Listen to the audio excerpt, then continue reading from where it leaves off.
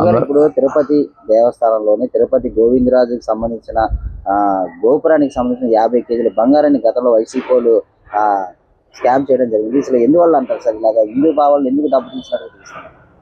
ముఖ్యంగా ఇది ఇప్పుడే కాదు, గతంలో కూడా మన తిరుమల తిరుపతి దేవస్థానం మీద అన్యమత ప్రచారాలు కూడా వాళ్ళ నాన్నగారు కాంగ్రెస్ హయాంలో చేస్తున్నారు.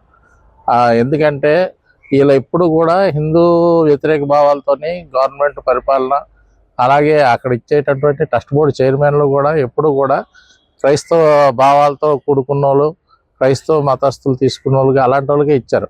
ఇది ఇంతకుముందు చూస్తే మనం గోవిందరాజు గోపురంకి ఈ బంగారు తాపడాలు ఇవన్నీ కూడా 50 కోట్ల వరకు స్కామ్ చేశారు.